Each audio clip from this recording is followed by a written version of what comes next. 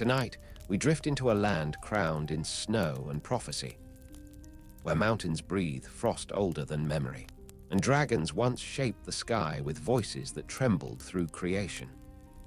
This is Skyrim, cradle of ancient power and quiet destiny, where mortal footsteps follow paths carved by timeless gods, and winter winds carry whispers older than words. Here, fate does not thunder, it lingers in silence. In stone temples veiled by cloud, in runes etched with trembling devotion, in the still breathe before a voice becomes power. Time bends like pale aurora across sacred peaks, and prophecy waits in the hush of falling snow, knowing that even the softest soul may rise to echo eternity. Before we begin, tell me, what games do you usually play before drifting into sleep?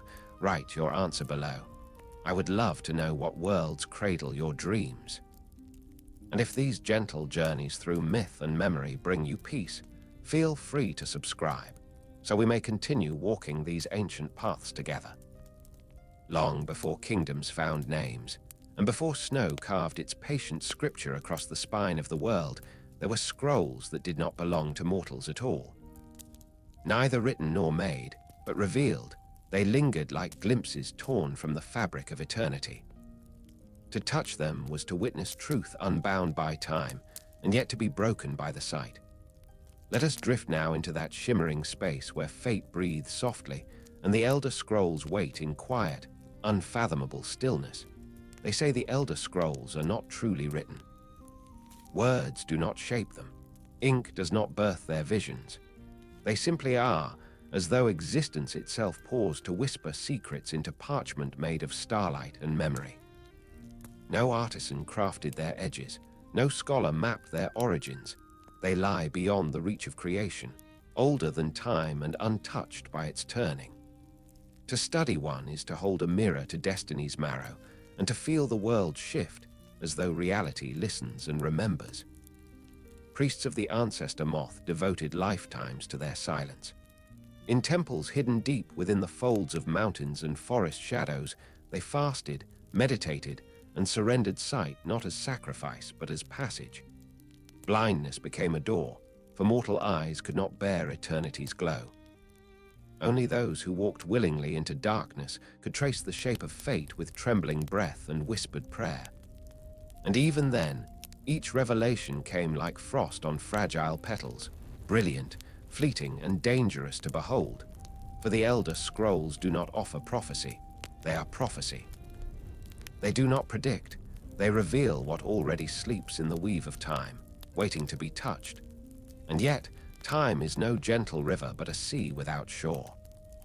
What is seen may shift, fold, or unravel, for destiny is not a straight path but a constellation.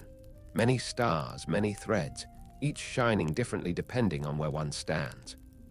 Those who read a scroll do not receive answers. They receive possibility, and possibility reshapes the soul. In ancient halls, moth priests spoke of the trembling afterglow left in the wake of vision. The Elder Scrolls did not simply show futures, they rewrote the witness. A mind that glimpsed eternity never returned untouched. Memory wavered like candle flame, thoughts blurred, identity softened as though time itself breathed through the reader, pressing centuries into mortal bone. Yet they sought this fate willingly, for knowledge was a sacred hunger, and truth, even in agony, was a gift. And so they sat in quiet chambers, surrounded by dust motes drifting like fallen constellations, parchment resting upon altars of stone smoothed by centuries of reverence. Their hands traced edges they could no longer see, and still they felt history waking beneath their fingers.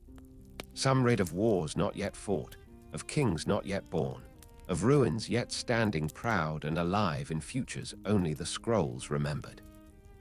Others saw endings, worlds swallowed by flame, sky cracking into sorrow, dragons returning to claim what time once stole.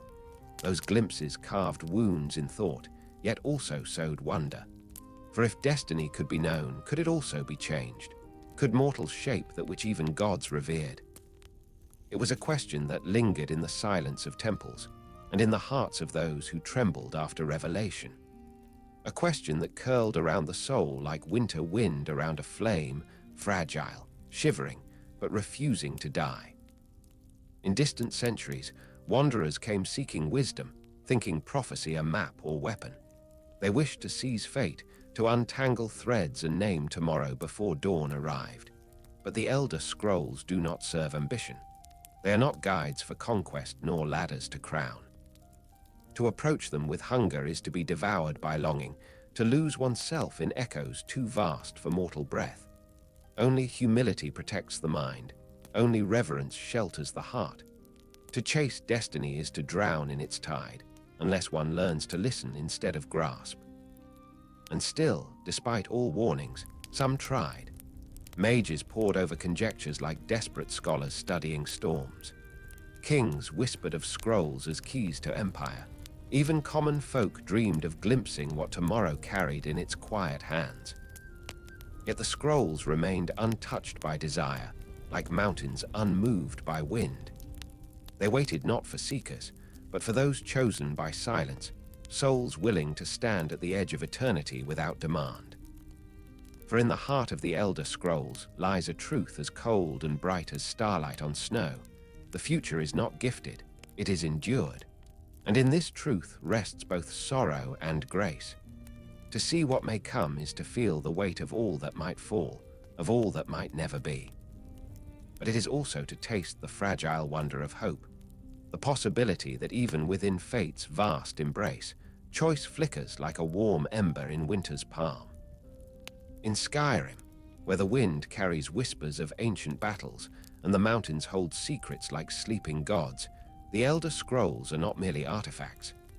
They are breath and memory, a bridge between what was and what waits still unborn in the hands of time.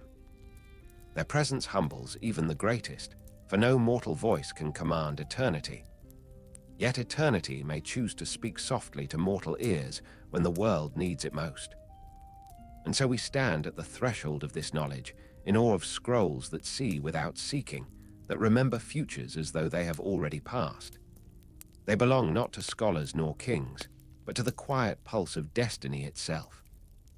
For in Skyrim, prophecy does not fall like thunder. It arrives as snow, soft and relentless, each flake a fragment of fate drifting gently into the waiting world. In the stillness between breaths, the Elder Scrolls shimmer in unseen light.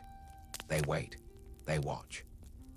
And somewhere, in the hush that holds the world, a mortal soul prepares to read what gods once feared. For prophecy, once awakened, does not sleep again. The Elder Scrolls did not change when mortals touched them. It was mortals who changed, bent gently or violently beneath the weight of timeless truth. And so, as dawn glimmered across the snow-white peaks of Skyrim, there were whispers of those who once opened their minds to eternity and returned only half remembering their names. For time does not lend visions freely. It takes memory in return, as though the price of seeing beyond mortality is to slowly dissolve back into the hush from which all moments are born. In forgotten chambers far from war and crown, a moth priest would sit in silence, fingertips resting lightly upon sacred parchment. No words, no ink, only the trembling rhythm of fate humming beneath skin and bone. Their breath slowed, their sight surrendered, and in that profound stillness, a glimpse unfurled like soft light through ancient glass. Not a vision of lines or letters, but of meaning vast, heavy and fragile as snow drifting across the sky at twilight. Sometimes they would weep without knowing why. Sometimes they would smile, as though warmth touched a place beyond the edge of thought. For not all prophecy was burden, some was blessing, a reminder that even in ages of ruin, dawn could still rise. Yet even gentle revelations carved new shadows in the mind, as though the world became too large to hold, and yet too small to contain what was learned. Such was the paradox of eternity. It offered comfort and sorrow in equal measure, neither meant for mortal hearts, yet given all the same. When scholars in distant lands heard of these ancient visions, they dreamed not of balance but of advantage. Some traveled across continents, seeking the secrets locked within those sacred scrolls. They believed knowledge was power, and power destiny. Yet when they reached Skyrim's icy edges, winter greeted them not as apprentices of fate, but as wanderers lost in longing. To seek mastery over prophecy is to misunderstand its nature, for the scrolls do not bend to will, nor answer desire with clarity. In quiet monasteries, moth priests tried to explain. A scroll speaks when it chooses, not when it is asked. But ambition has a way of filling silence, and many refuse to hear. They chased visions like children chasing starlight, never realizing that stars remain stars precisely because they cannot be grasped. And as obsession deepened, madness often followed. Some returned screaming into the night, unable to bear the shadows that clung to their minds. Others returned silent, hollow, their thoughts emptied like wells drained by thirsty gods. Still, there were those who approached not with yearning, but with reverence, pilgrims who wished not to command destiny, but to understand their small, brief place within its endless tide. These were the souls who found peace in not knowing, who knelt before the scrolls as one kneels before a sunrise, humble, grateful, in awe of light that cannot be owned. For prophecy at its heart is not certainty, it is wonder. It is the ache of possibility, the gentle trembling of the unseen future pressing against the present like a breath against glass. And yet, beneath all serenity, a question lingered like frost on stone.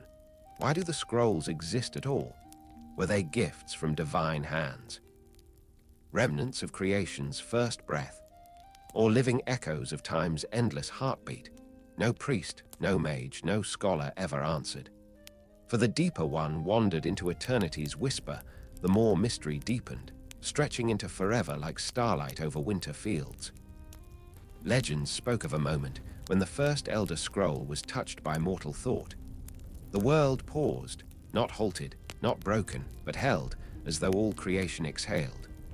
Light folded around possibility, weaving a place where time thinned like silk drawn too fine. Some say fate itself turned its gaze that day. Others claim destiny was born the moment someone dared to look into what should never have been seen.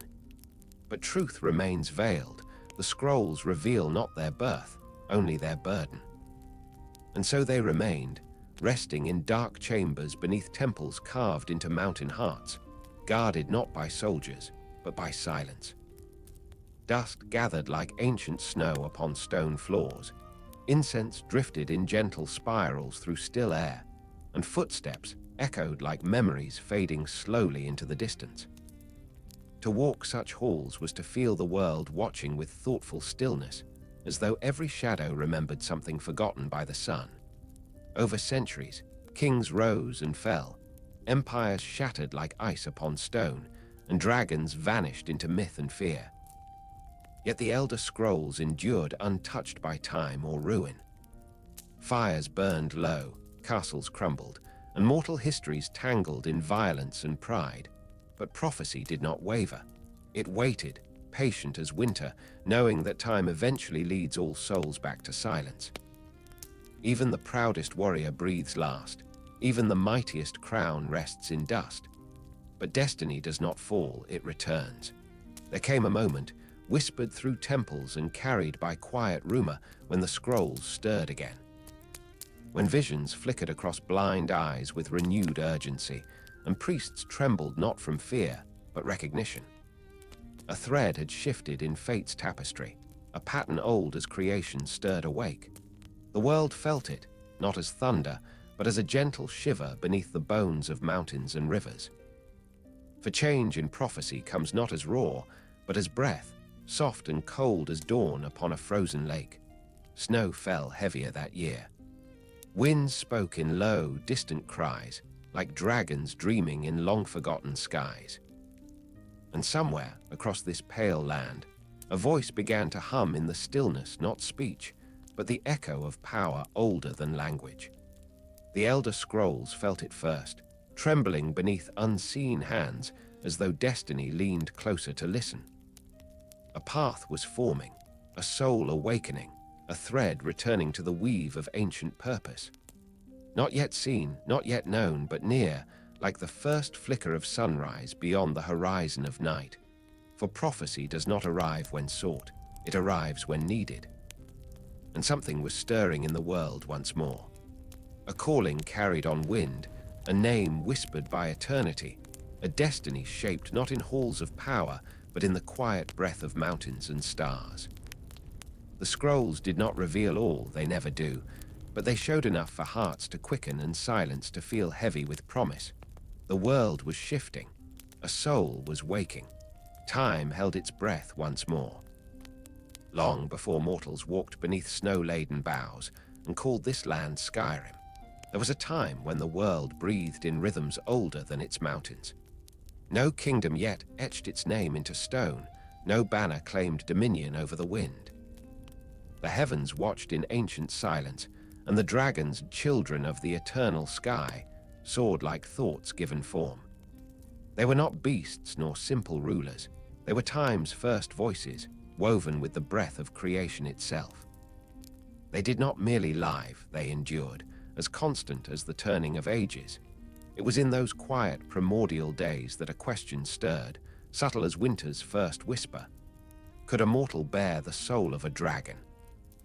No myth speaks of its beginning clearly, for legends slip like morning mist around truths too vast to hold.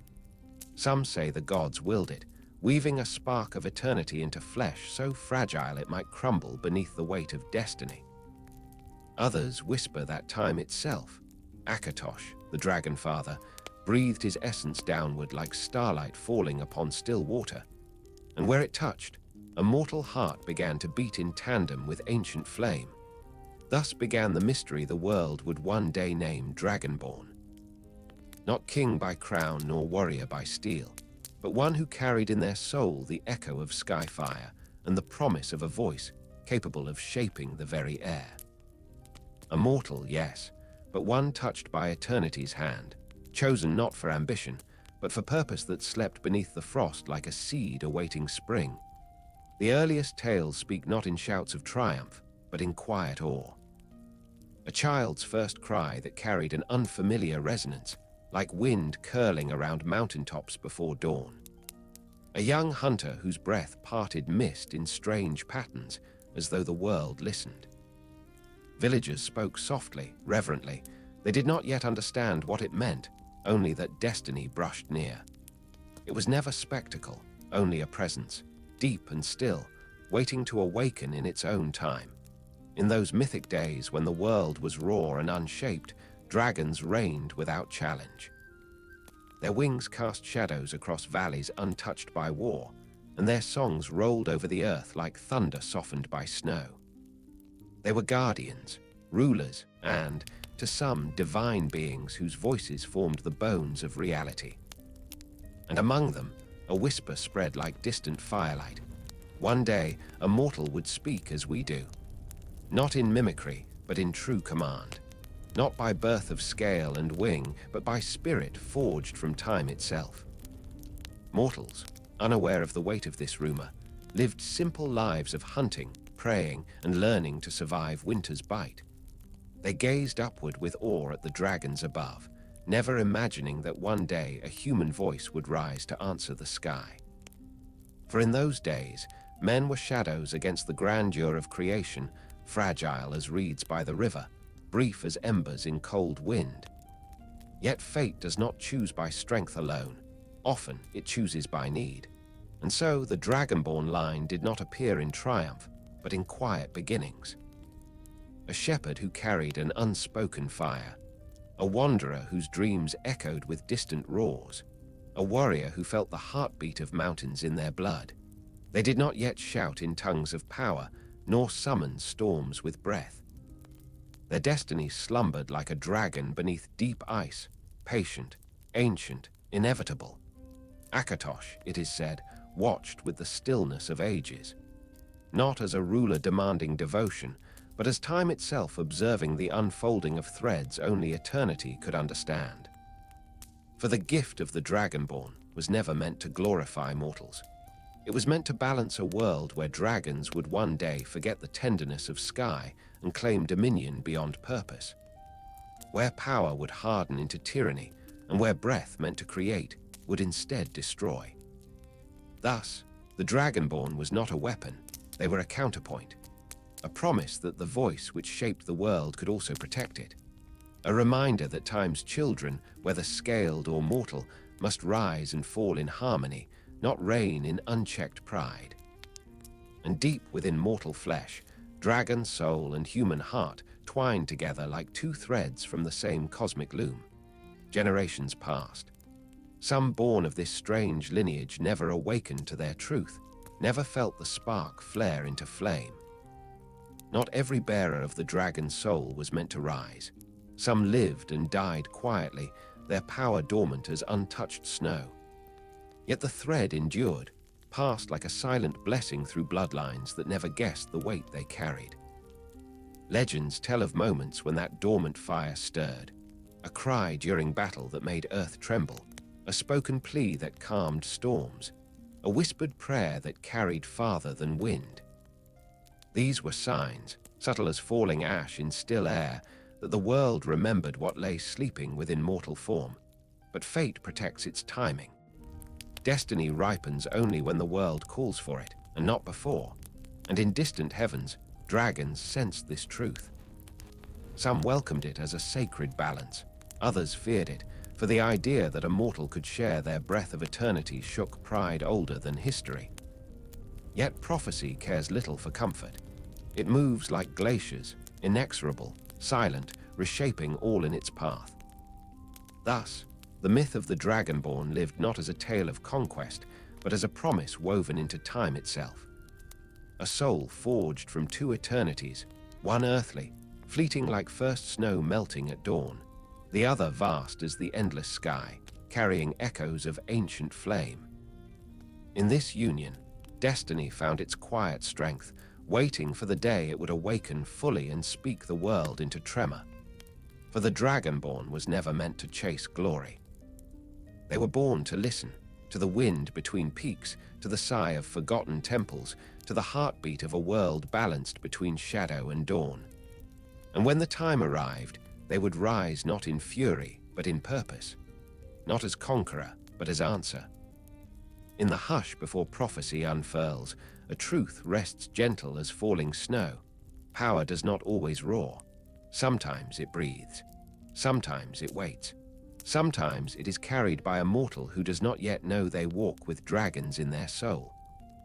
The story of the Dragonborn does not begin with triumph, but with quiet awakening, a slow stirring beneath flesh and bone, like embers remembering they were once flame. For those who carried the soul of a dragon were not born knowing their nature. It slept within them, patient as snow atop mountain stone, waiting for the breath of destiny to melt the silence and reveal the fire beneath. They lived as any mortal might, hunters tracing deer through frost-bitten pines, farmers whispering prayers to dawn, wanderers moving across wild lands with nothing but hope and hunger in their pockets.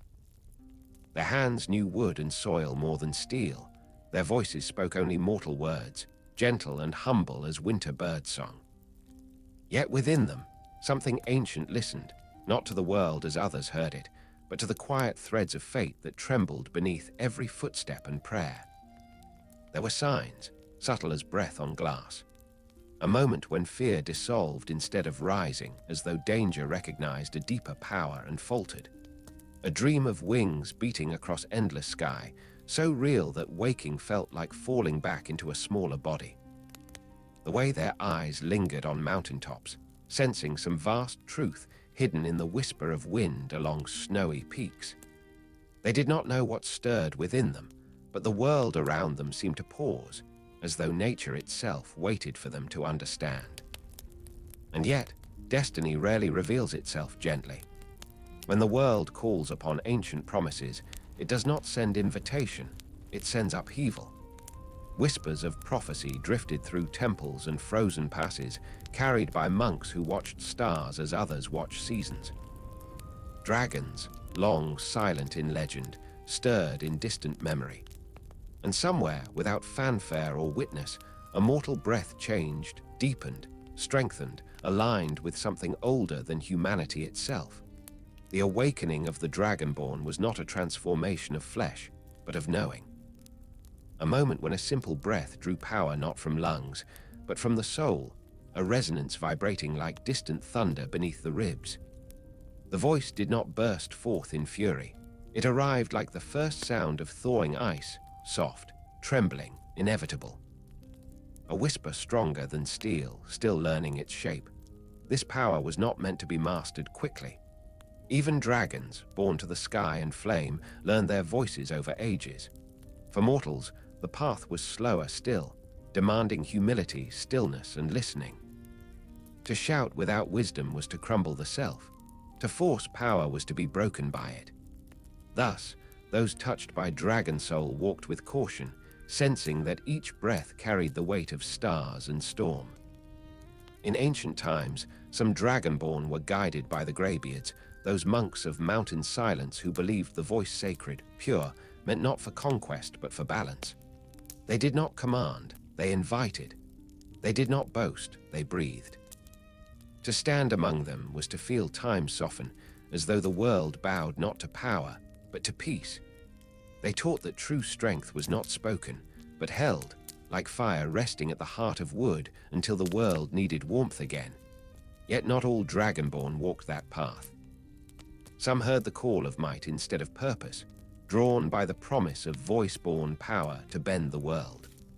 For where destiny sleeps, ambition sometimes creeps like a shadow seeking light. And though the gift was divine, mortals remain mortal, fragile in judgment, hungry to matter, longing to shape their fate. Thus the Dragonborn legacy held both luminous grace and quiet peril, as all great gifts do. Still, the true essence of the Dragonborn remained untouched by pride or fear. It was a calling shaped not by desire, but by need. When the world trembled, when dragons returned as omens rather than memory, when time curved like a bow being drawn toward crisis, the dragon soul stirred. And prophecy, ancient as the first breath of dawn, whispered its truth. The one who bears the voice of dragons shall rise not to claim the world, but to steady it. Those who awakened to this truth rarely felt chosen. More often, they felt overwhelmed, as though their own heartbeat suddenly belonged to something far larger than their body, far older than their life. The land itself seemed to listen when they walked. Mountains watched like silent witnesses. Snow fell differently, sound carried sharper, dreams deepened into visions that were not memory, yet felt like remembrance. And always, beneath every hesitation, a quiet power waited, not demanding, simply present. A gift and a burden, a memory of skies not yet flown and battles not yet fought. To be Dragonborn was to stand on a threshold, one foot in the mortal world, one in the endless breath of eternity. They were not meant to be rulers, though some wore crowns. They were not meant to be heroes, though many became legend. They were meant to be balance, the echo of dragonkind in mortal flesh, the bridge between heaven's fire and earth's fragile hope. When they spoke, even softly, the world leaned closer. When they breathed, fate shifted like snow sliding from the branch of an ancient pine. For the dragon soul does not roar at first. It hums. It waits. It learns the heart before it learns the voice. And when the time arrives, when the world stands trembling on the edge of night, the Dragonborn rises not out of pride, but necessity. A living answer to a question asked long before mortals knew how to speak. Such is the origin of the Dragonborn, not legend made flesh, but prophecy made breath. A soul divided, yet whole. Mortal hands carrying the fire of the skies. A quiet beginning that would one day awaken into thunder. There are moments in the life of a world when silence becomes omen, when the breath of wind hesitates as though time itself is holding a secret beneath its tongue. Skyrim knew such a stillness long before the first roar split the heavens. It began as a tremor in old songs, a faint stirring in the bones of mountains, a whisper among the Greybeards that even they feared to shape into words. Something ancient was turning in its rest, something destined not merely to return, but to remind creation of its first dread. For Alduin was never merely a dragon. He was the firstborn of Akatosh, the World Eater, the end at the beginning and the beginning at the end. To speak his name in ages long past was to tremble beneath the reverberation of eternity. To remember him was to taste the edge of time itself. When mortals first beheld the horizon aflame with his shadow, they did not see a creature, they saw fate, sharpened and falling like winter's final breath. Yet his return did not arrive in thunder all at once. It approached like storm clouds gathering slowly over frozen lakes, a darkness deepening by degrees, unnoticed until the world could deny it no longer. Rumors first carried the truth, faint cries over snowy passes, ancient graves disturbed, scales glimpsed where no winged shadow had passed for an age. Skeptics spoke of winter wolves and overgrown legends, but those who felt the bones of the earth tremble knew better. Dragons do not return by rumor, they return by omen. And the greatest omen was silence, not the peaceful hush of night, but the breathless quiet before mountains shake. Temples older than kingdoms felt cracks shiver through their stone. Priests woke from dreams with frozen tears on their cheeks, unable to name the terror that clung to them like smoke. In the highest halls, where the Greybeards listened not to words but to the heartbeat of the world, one voice trembled with dread, and another answered in grief. They had waited for centuries for this moment, praying it would never come. For prophecy written upon mountains and sealed in the oldest breath spoke of a day when Alduin would devour the dawn and unmake the world as easily as fire consumes dry branches. This was not wrath nor malice, it was duty older than breath. Worlds must begin and worlds must end. Creation is not endless, it is a wheel turning through ages, each destined to fall and rise anew. And Alduin was the hinge upon which the turning rested, the sacred fire that clears the way for rebirth. Yet mortals do not cherish the necessity of endings. To them, Alduin was not the sacred rhythm of time, he was doom, winged and inevitable. They remembered only fire and ruin, temples shattered like brittle bones and skies weeping ash. In ancient eras, the Nords had lifted prayers not for salvation, but for endurance, for even the gods could not shield them from the breath of the World Eater. They carved fears into stone, clung to fragments of hope, as though mountain rock might still their trembling.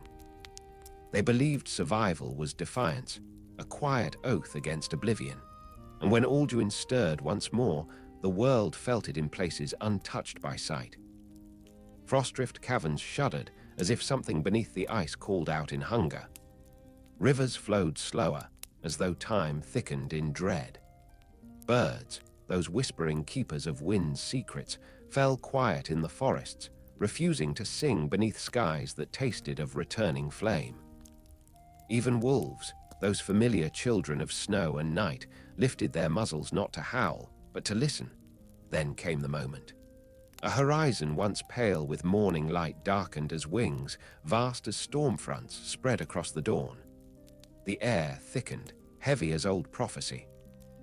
And when Alduin's roar split the heavens, it was not sound, it was memory, awakening like thunder in the marrow of every living creature.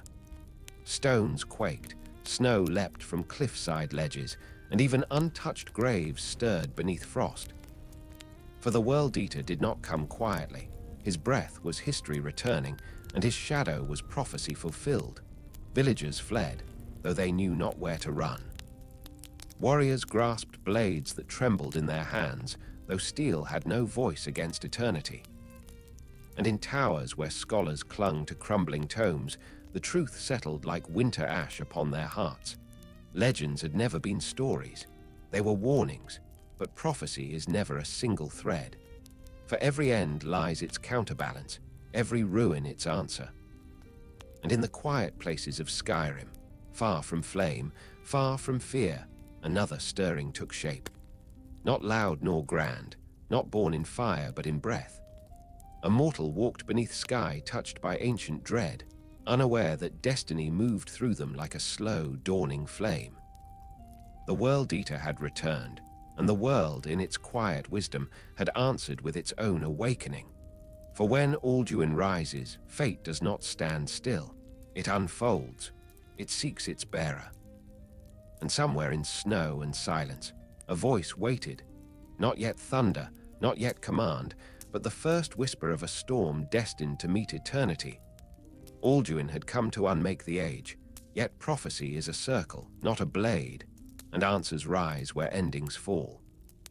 The shadow of Alduin did not pass like a fleeting storm. It lingered, heavy and ancient, like a memory the world wished to forget, yet could not. His wings beat not merely against the air, but against time itself, each movement stirring echoes of ages buried beneath frost and stone. Wherever his voice rolled across the sky, it carried more than power, it carried inevitability. Mountains that had stood unshaken for eras felt the tremor of his return, as though even stone recognized the presence of an ending once promised. Those who survived his first passing spoke not in cries, but in hushed murmurs, as if sound itself feared to disturb the balance now shifting. Some knelt in fear, others in reverence. A few whispered prayers to gods who had long since grown distant, while others clung to belief in their own strength, though their hands shook, and their hearts knew the truth. For no mortal army, no forged steel, no incantation whispered by mages in ancient towers could turn aside a being who carried the will of time within his breath. The skies above Skyrim changed. Clouds gathered in unfamiliar shapes, curling like script written by unseen hands, telling truths that only the mountains understood. Winds shifted course, howling through pine and cliff as if warning the world to listen.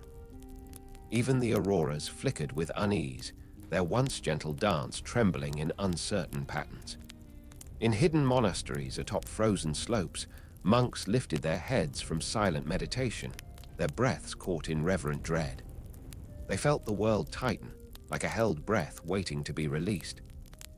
Yet even in terror, the old songs stirred. Not melodies of triumph, but laments, slow, sorrowful hymns that spoke of cycles older than kings, of worlds that must one day fall so others may rise. Some remembered the ancient truth.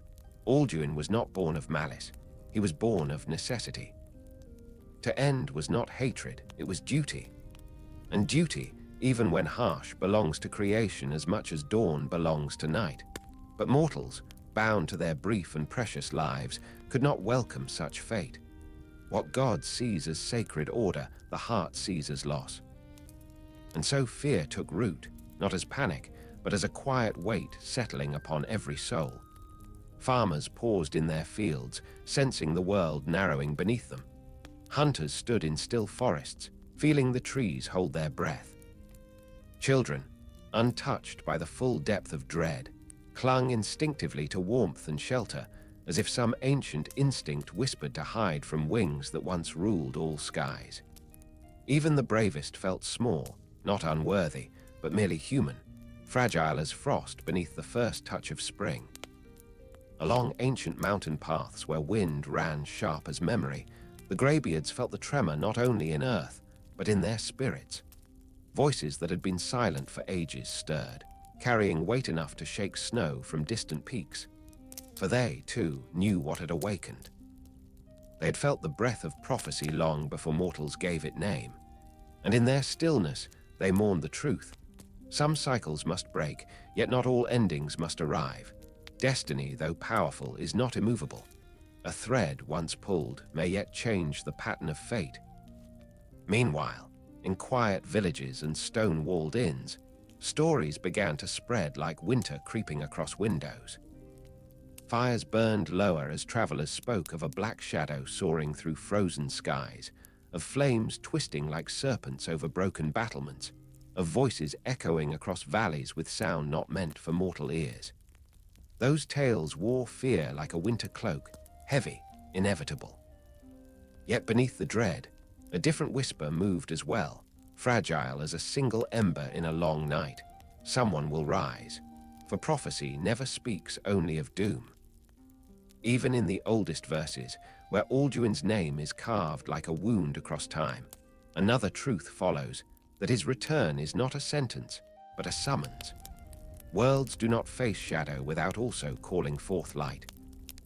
And somewhere beneath the same sky that trembled beneath the World Eater's wings, a soul walked unaware of the storm already gathering around them. Not chosen by throne nor title, not forged in ceremony, but carried quietly by fate until the hour required their awakening. This mortal, as ordinary in appearance as snow upon a roof, as unnoticed as a single pine among 1,000, held within them the echo of ancient fire. Not yet sparked, not yet shaped, but present like a heartbeat beneath still water. They dreamed not of power, but of freedom, not of ruling, but of walking a path carved by neither pride nor fear. And in that simplicity, destiny found its vessel. For the ones who rise against eternity do not often begin as heroes. They begin as souls who listen, who feel, who stand beneath sky and know they belong to more than earth. As Alduin soared, his roar set destiny into motion. Every wingbeat shook memory loose from the bones of the world. Yet for all his might, even he could not silence the truth woven into the fabric of time. Endings require beginnings. Shadows demand flame. Where the World Eater walks, the world does not surrender, it prepares. Thus, Skyrim did not fall to despair. It braced itself like a mountain meeting storm, ancient and unyielding. Frost deepened, winds sharpened, hearts steadied. Though uncertainty wrapped the land like winter fog, beneath it lay a pulse, soft but unbroken. A promise waiting to breathe. Alduin returned to claim the age. But time, ever watchful, had already chosen its answer. Not yet thunder, not yet fire, only a quiet footstep in snow and destiny following behind like dawn chasing night. Long before thrones were carved and kingdoms claimed sunlight as their birthright, Skyrim was a land of raw breath and untamed snow. Mountains stood like ancient guardians, untouched by mortal pride, and rivers flowed beneath skies unbroken by stone walls or crowns. In those first dawns of civilization, when humanity still rose uncertain beneath the weight of existence, the Nords looked upward, not to clouds or stars, but to wings that crossed the heavens with a grace too mighty for mortal imagination. Dragons did not descend as conquerors at first. They were not beasts of hunger nor tyrants of flame. They were sky made flesh, eternity given breath, and the Nords, fierce yet humble in those ancient winters, recognized divinity when they saw it. Where lesser hearts may have fled, the early Nords knelt in awe. They saw in each beating wing a promise of protection, a shape of godhood etched against the turning firmament. To them, dragons were not rulers to fear, but gods to revere, guardians of a world still being shaped by breath and storm.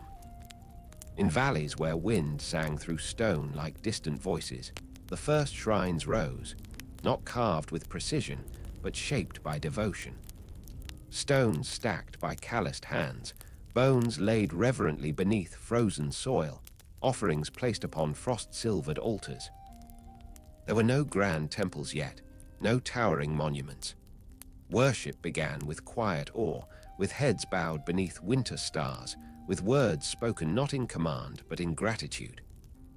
For the Nords believed the dragons watched over their battles, granting courage to hunters and strength to warriors as snow settled upon their spears. And in return, they gave faith, fierce, unbroken, as enduring as ice locked deep within the roots of mountains. Where a dragon landed, the earth itself felt sacred. Where its voice rolled across frozen plains, mortals felt their hearts stirred by ancient certainty. They believed the dragons shaped storms, guided fate, and watched over the cycle of life and death. For what creature could command the sky and not be divine? Thus, the dragon cult was born not as tyranny, but as reverent surrender. Priests arose, chosen by visions whispered in dream and frost. They walked among their people clad in furs and bone talismans, speaking soft prayers in languages older than script. They did not preach through threat, but through awe. They called upon their kin to honor the sky, to remember that power was not always meant to be wielded, but worshipped. And the Nords listened, for they felt truth in every syllable carried by wind from mountaintop to hearth. Over generations, Shrines grew into temples. Stone rose where once snow alone ruled, shaped not by slaves nor forced hand, but by faith that ran deeper than any river. Ancient dragons watched from above, their eyes reflecting eras slipping like snowmelt into the sea. They spoke rarely, for words were sacred, and even their silence was prophecy. But when they did speak, it was like mountains shifting, like thunder dreaming in the belly of the sky. Each word carved meaning into the hearts of those who listened. Priest-kings emerged, not crowned by mortal decree, but touched by the favor of the sky. They walked with purpose born of belief, voices calm as still winter lakes and strong as stone under ice. Their rule was not questioned, for the Nords believed such leaders did not rise from ambition, but from destiny. Some said they could hear the dragons' voices in the wind, feel their presence in the pulse of the earth. And when they lifted their hands to command, the world listened not to them, but to the power they channeled. Thus, a kingdom of worship took shape, not of soil and sword, but of breath and belief. Fields were tended with prayers to the sky. Children learned reverence before they learned to speak of battle. Snow fell like blessing upon temples whose walls bore carvings of wings and fire, each glyph a memory of devotion too strong to fade. The Nords did not merely serve the dragons, they sought to honor the sacred order they believed the world was built upon. And yet, beneath this reverence, something subtle stirred. For reverence, when deep and unyielding, can grow roots that cling not only to devotion, but to dependence. The Nords looked to the dragons not only as guardians, but as guides of every breath, every victory, every grief. They surrendered their fears, their hopes, their destiny to beings who seemed carved from eternity. To worship so holy is to forget one's own strength. And though the devotion was pure, it carried seeds of a future discord. Still, in those first ages, no shadow marred their unity. Each winter they survived felt like proof of divine favor, each sunrise a blessing cast from golden scales against pale dawn. Children grew with bright eyes and strong hands, their laughter echoing across valleys untouched by tyranny. Warriors painted runes of protection upon their shields, believing dragonfire would guard them from the cold and the unknown. And in their hearts, they carried a certainty rare in mortal realms, that they belonged to something vast and sacred. Temples rose higher, prayer horns sounded through the chill air, and incense made from mountain herbs drifted like soft mist across stone altars. The dragon cult was not merely faith, it was identity, bone deep and breath-born. The Nords lived beneath wings not as subjects, but as chosen. The sky, to them, was not a distant realm but a living presence, a god that stooped low to meet its children. Harmony, rare and fragile, settled across Skyrim's ancient snows, yet harmony is never eternal. Where worship grows too bound to flesh, where gods take mortal form, the line between reverence and rule thins like ice beneath late-season sun. What began in awe would, in time, tremble beneath the weight of power. But in these early ages, the world breathed peace shaped by devotion, and the Nords walked proudly beneath the wings they believed blessed them. For in that era, before pride awakened and fire turned from gift to weapon, dragons and mortals shared the sky, one through flight, the other through faith. And though history would later fracture this union into war and sorrow, memory still holds the echo of those days, when the ancient Nords knelt not in fear, but in wonder, offering their voices to the sky in gratitude for gods who once seemed endless as the mountains themselves. Soon, reverence would shift into dominion. Soon, worship would become obedience. But here, in these earliest breaths of devotion, the world rested, quiet as snow, sacred as dawn. In time, devotion deepened like snow layering upon itself, soft at first, then heavy enough to reshape the world beneath.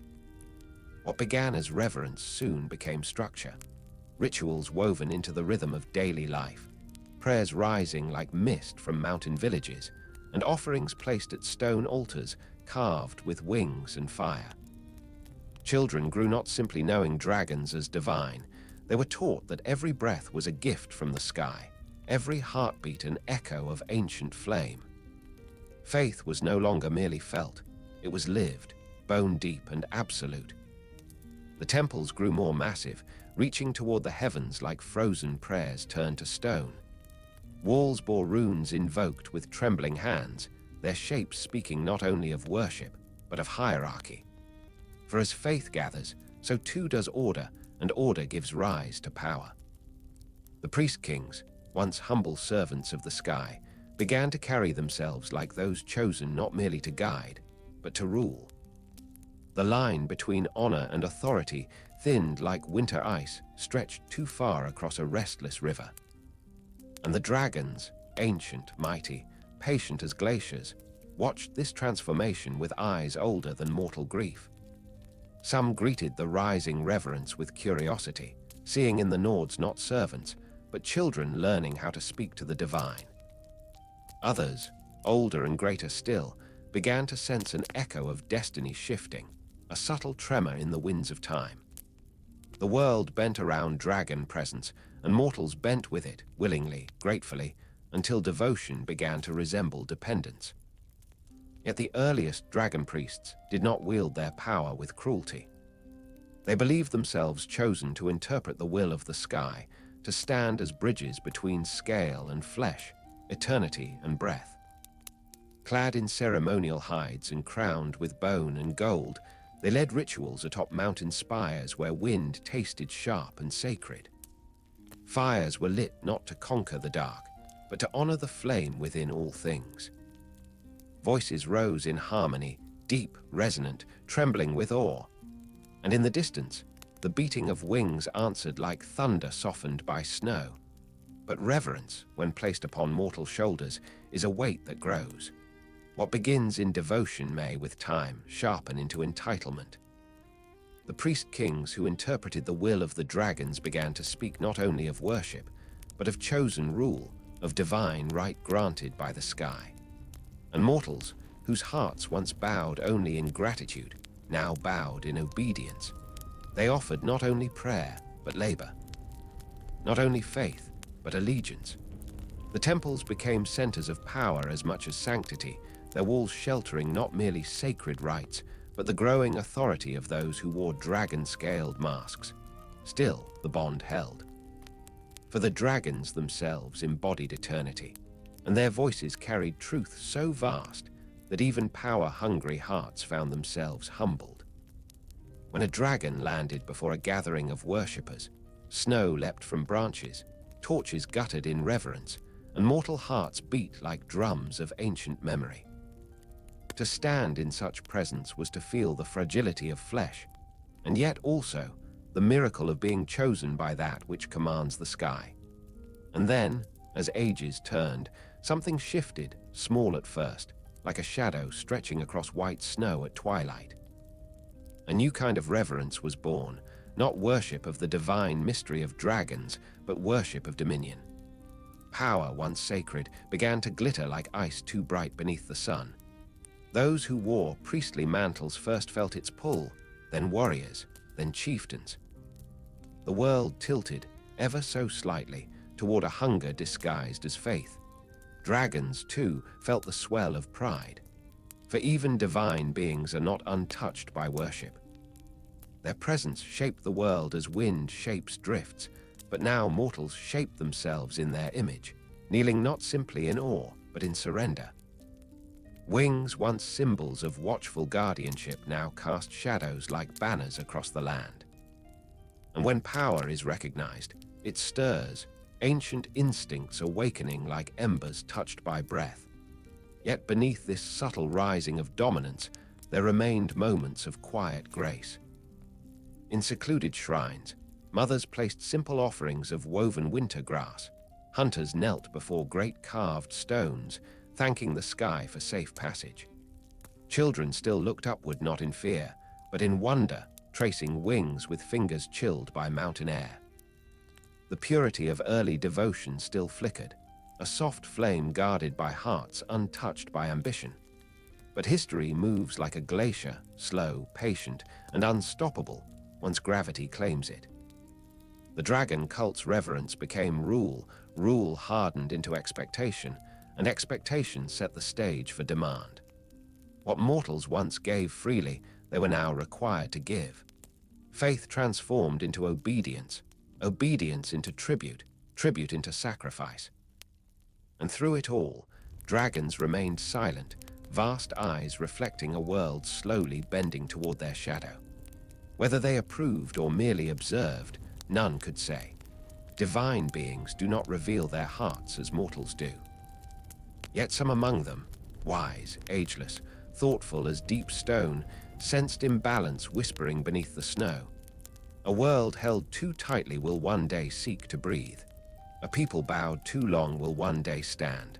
But that reckoning had not yet come. In this age, devotion still wore the cloak of awe, and worship still tasted like belonging. The skies were not yet burning, they were watching. The mountains had not yet cried out, they were waiting. And the Nords, wrapped in faith like winter furs, lived believing they walked beneath gods who guarded their every heartbeat. The world had not yet fractured. The fire had not yet turned from sacred to consuming. For now, there was only devotion, deep, venerable, and trembling like a prayer held too long in one's breath. Soon, the bond would stretch to breaking.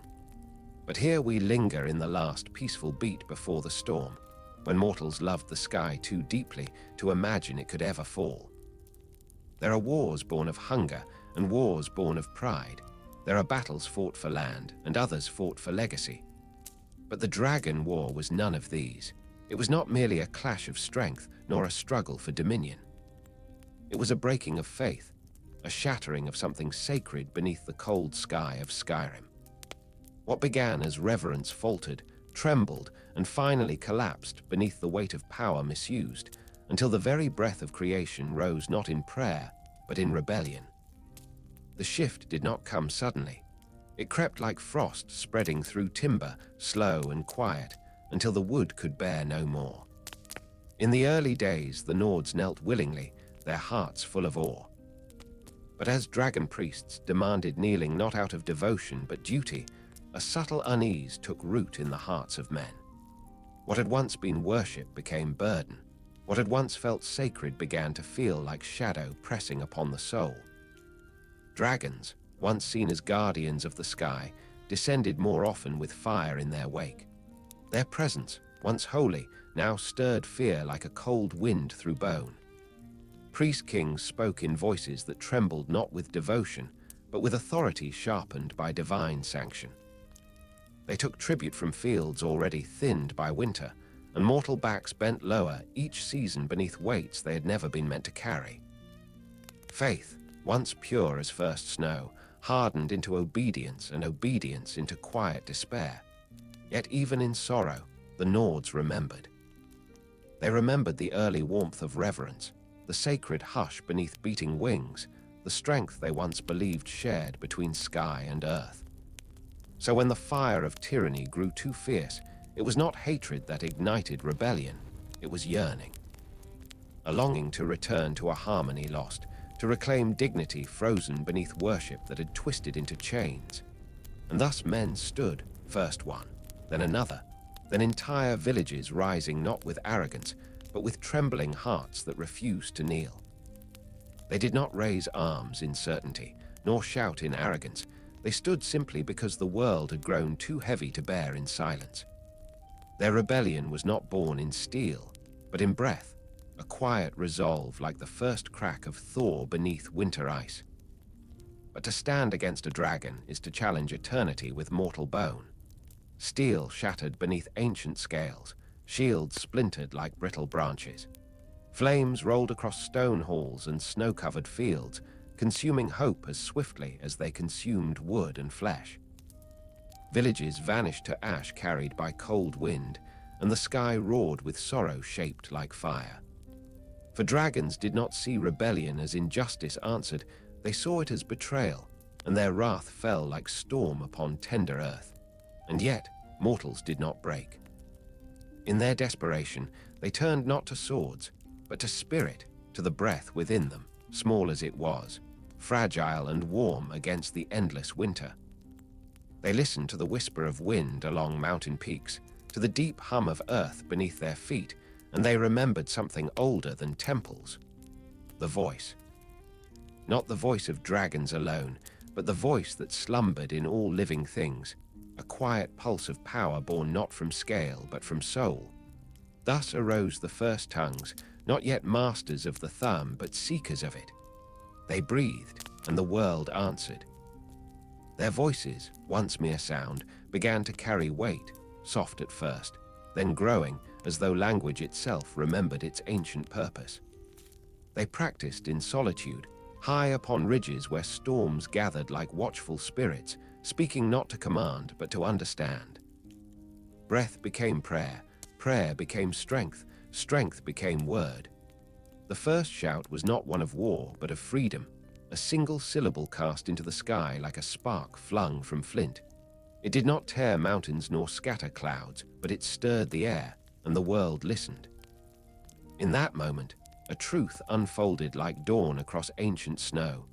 Mortals, too, could speak the language of creation. Their breath, though small beside the force of dragons, held purpose. Their voices, though soft, carried destiny. When dragons heard the first shout, they did not yet fear. They believed themselves eternal, beyond challenge, beyond the reach of mortal striving. But power does not sleep once awakened.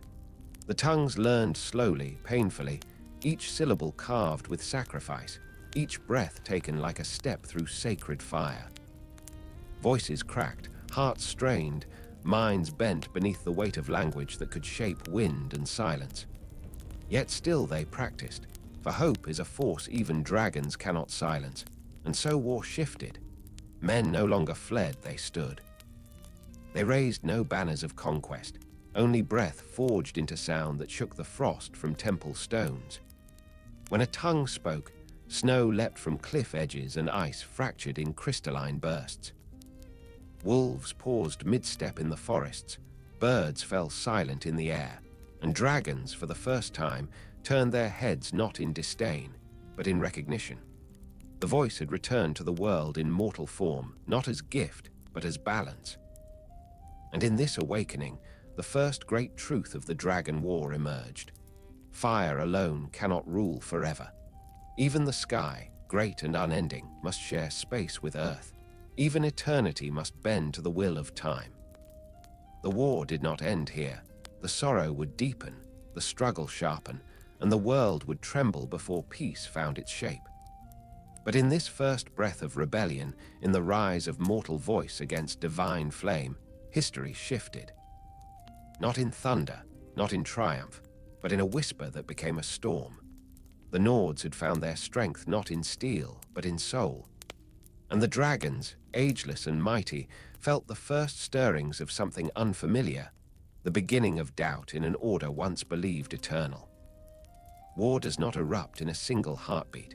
It gathers like storm clouds, heavy with unspoken grief. By the time the first true shout echoed across Skyrim's frozen spine, the world already trembled under a quiet weight. The Nords, once bowed in reverence, now stood with backs straight, breath steady, and eyes lifted not in worship, but in resolve. They did not hate the dragons, they mourned what had been lost. For rebellion born from bitterness rots quickly, but rebellion born from longing endures, and the Nords longed for the sacred harmony that once bound sky and earth. The first tongues practiced beneath pale dawnlight, each breath drawn like the drawing of a bow. They learned slowly, painfully, as though every syllable carved itself not only into the air but into their bones. Their voices cracked, their lungs burned, and the weight of power pressed upon their hearts like winter pressing upon tender earth. Many were humbled, some faltered. To speak the language of creation was to stand at the edge of eternity and ask it to bend, a request no mortal makes lightly. Yet they continued. And in time, a new truth settled over the world, that mortal breath, when shaped by devotion and need, could shake mountains. The thumb was not merely sound, it was will-given form. Where dragons roared and reality bent, Men now answered with words that carried purpose like fire carried heat. Not equal, not yet, but rising, a flame fed by desperation and hope in equal measure. The dragons felt it first in the wind. A subtle shift, a tremble in the sky's ancient pulse. It was not fear they felt, not yet, but recognition. Eternity had been shared, and not by their choice. The voice, once their birthright, now stirred in mortal breasts. For some dragons, this awakening stoked rage, their pride a flame that flared hot and merciless. Others felt sorrow, ancient and deep as glacier ice. For to see mortals rise was to see one's own divinity reflected, questioned, and inevitably diminished. Thus, the war sharpened. Flame met frost, scale met steel, and sky met breath. Villages vanished in storms of fire, their ashes carried like grey snow across tundra plains. Yet where villages fell, new resolve rose, colder and harder than the stone halls that held ancient chants. Mothers who once sang lullabies beneath auroras now whispered battle prayers into their children's hair. Warriors painted their faces not in defiance, but in remembrance, for every fallen clanmate was not merely lost to death, but to broken harmony. The first true battle where shout met shout unfolded not upon open fields, but atop a mountain ridge where wind roared like spirits in mourning. Dragons descended, their wings casting shadows vast as night. The tongues stood unshielded, their hands bare, their breath sharp against cold air. They did not lift blades, their voice was weapon enough. One word, pure, resonant, ancient, broke across the battlefield like lightning. Snow surged in spiraling gusts, stones split beneath sudden force, and dragons staggered, not from pain, but from astonishment. For the first time, eternity felt the weight of those it once ruled, but power demands cost. Those tongues who unleashed their breath in full strength collapsed with it, lifeblood pouring not from wounds, but from spirit strained beyond mortal design. Their sacrifice carved itself into the memory of all who watched. Dragons saw mortal flesh break under holy sound, and understood this was no rebellion of pride. It was a devotion so fierce that men were willing to die to reclaim the balance once shared. The war deepened. Battlefields stretched across snowy plains, through pine forests whispering grief, across mountaintops where frost never melted. Flames crackled through sacred groves, ancient temples cracked under the force of shouts cast into their stone. The very sky seemed to dim, as though weary from witnessing what once was unity fall into ruin. And yet, even amid devastation, there were moments untouched by cruelty. Warriors paused to help wounded foes retreat.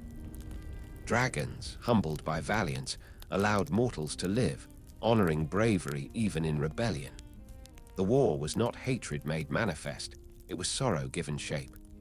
Two children of the same divine breath, tearing apart the bond that once granted them peace. In the heart of the conflict, the greatest among the tongues arose, not by crown, but by the strength of breath and purity of intent. Jurgen Windcaller, whose voice was a mountain wind and whose silence carried more weight than thunder. He saw victory on the horizon and felt no triumph, only grief. For what is victory when unity lies broken, when gods who once walked among mortals now rain fire from the sky?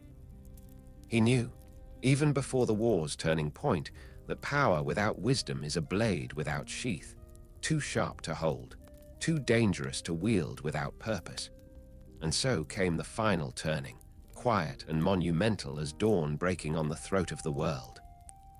The dragons faltered, not because they lacked strength, but because destiny had shifted. Their fire no longer frightened, their shadow no longer commanded kneeling. Mortals had found their breath, their purpose, their voice. The cycle of worship had ended. The cycle of sovereign sky lords began to crumble. Some dragons fled to peaks untouched by war, sorrow clinging to their wings like frost. Others raged, demanding submission that would never again be freely given. The priest-kings, once venerated, now found their altars abandoned, their power hollow and ringing like a struck bell fading into silence.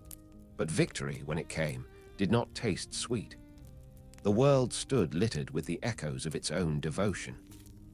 Where temples once hummed with prayer, only wind answered. Where dragons once soared in peace, empty sky stretched pale and endless. The Nords did not rejoice. Their triumph felt like winter's chill at the edge of spring, beautiful yet burdened with memory. They had taken their voice back. They had claimed balance, but in doing so, they had broken a bond the world once held sacred. Breath, once a prayer, had become weapon. And though mortals now stood strong, their hearts ached with the weight of what they had lost. Not dragons, not power, but wonder. The world would heal slowly as snow melts beneath returning sunlight. But scars, once carved into the soul of a land, become rivers where history flows. And in those rivers, the Nords carried forward not hatred, but remembrance, and the quiet wish that one day breath might return to peace. For war does not truly end when swords fall silent. It ends when hearts learn to breathe again without trembling. When wars extinguish their final embers, the world does not return to peace at once. It exhales slowly, like mountains releasing frost after a long winter. The Dragon War had ended, yet Skyrim did not sing in triumph. It ached, weary and quiet, as though the land itself could still hear ancient roars echoing across its peaks. Mortals had found power enough to challenge the sky, to shape wind with mortal breath, and yet, in victory, they discovered sorrow. For though they had won, something sacred had fractured. Among the victors walked Jurgen Windcaller, a warrior whose voice had once shaken stone and scattered snow like petals before a storm. He had shouted in battle with the fury of the heavens themselves, believing strength lay in sound, and that destiny was shaped by those who could command the very air. Yet when the war's cries faded, he heard something he had long forgotten: silence. Not absence, but presence. A deep and ancient stillness that lived beneath mountains and within breath, far more powerful than any roar. He withdrew, far from village and crown, climbing the great mountain whose white crown pierced the clouds, the throat of the world. He did not climb seeking glory, but understanding. Step by slow step, breath by effortful breath, he ascended into wind that bit like memory and snow that clung like unspoken fears. The world below faded to a whisper, and in its place rose only sky, endless and eternal. And there, amidst frost and stone and sacred height, Jurgen listened, not to dragons, not to war, but to the quiet truth that lay beneath all things. Years passed, and he spoke no shout. He touched not the power that once roared through him like sacred flame. Instead, he waited for wisdom to arrive as snow arrives, softly, patiently, without force. And when at last understanding came, it did not strike like thunder. It settled like gentle morning light across fresh snowfall. Power, he realized, was not only in the voice that commands, but in the silence that hears. To speak the thumb was divine, yes, but to hear the world breathe was a deeper divinity still. Thus was born the way of the voice, not a discipline of domination, but of harmony. The voice was not meant to conquer. It was meant to align, to reflect the balance of sky and earth rather than bend them to one's will. Speech, in this sacred frame, became prayer, breath became meditation, silence became the purest form of strength. The world, Jurgen had learned, does not always require shouting to be moved. Sometimes, it requires stillness to be understood. Atop the mountain, other seekers came, warriors weary of the noise of glory, monks drawn by the pull of wind and stone, souls who felt the trembling truth that power without restraint is a storm without sky to hold it. They knelt beside Jurgen, not as followers, but as travelers on a path that asked not for obedience but humility.